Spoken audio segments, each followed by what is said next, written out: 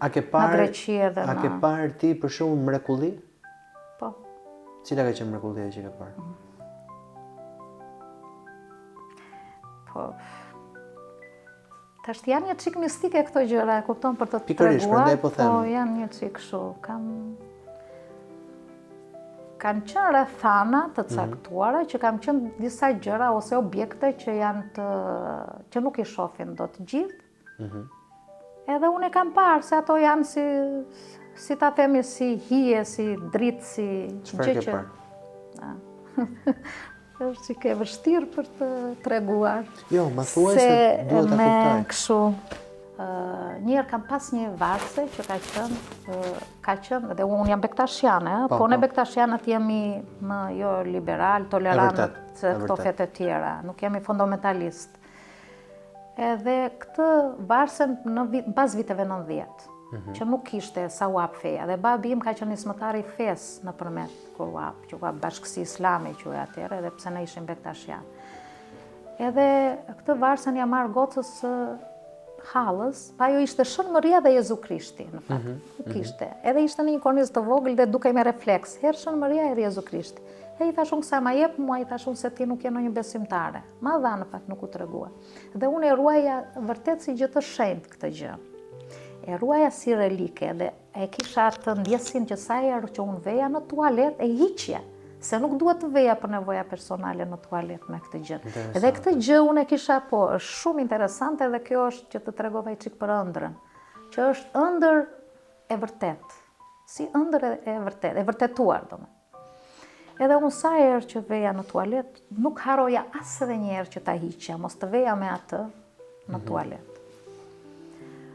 Një dite do bëja dush, e kisha. Tashti për tova, isha do bëja dush, kam qenë përmet, gjatë kësaj kohë, se isha e beqare. Edhe e heq edhe vë mbi robat e mia aty në peshqirë, e vë këtë gjën, e vë aty. Harova, e kupton ti? Dhe mbasi në ora 12 e natës, 12:01, do me thënë, më shfaqet në ëndër. Kjo që unë lash aty. Tani kjo ishte edhe një pjesë e besimit tim, mendoj si taj është besimi im që unë nuk e li asnjëherë, ja që atë moment unë e harova. Edhe mbasi bje në gjumë të thash fle dhe më del, edhe del, e shikoj tamam, me thënë më del figura e Jezu Krishtit, unë shpinë e kam private në përmet, dhe më del tamam stiluet me të bardha, veshur dhe me të mjekrën si që është në gjyllorë. Identik, ai që kam parë në për filma. E qartë. Normale, në për filma. Edhe më bën dorën kështu dhe më thot, në ma qika të më thot mua, për varsen. Në ma, i thëm unë jo, sa unë me zjam orarianës, të tregoj atë vërtetën, realitetin, unë me realitetin. Në ma më thot mua këtë, thot. Në ma tha se nuk po e mban dot. Nuk po e mban dot. E më zgjati dorën kështu, tamam. Jo, unë e shtërgoja.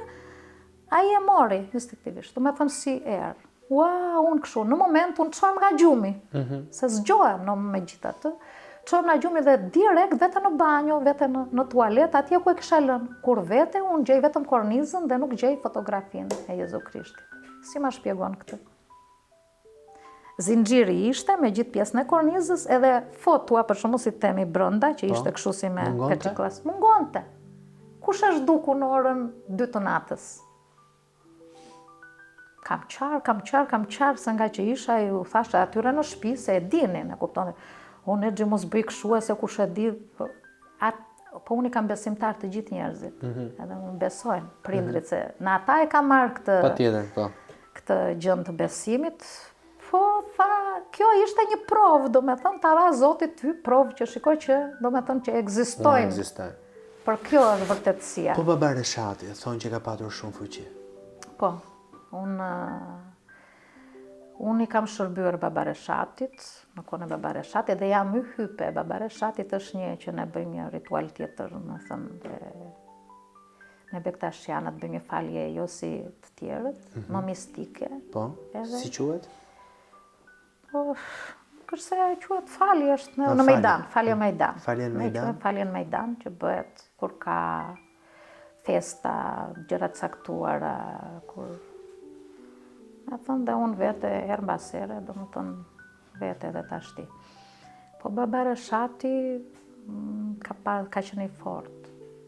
Ka qenë i fort. Ka patur fuqi? Ka pasur fuqi, mendoj. Se, për shembull, tregoj një gjë kështu, ka pas kam vuajtur nga migrena në dhimbje kokës, edhe kisha një dhimbje koke të tmerrshme, filloi koka.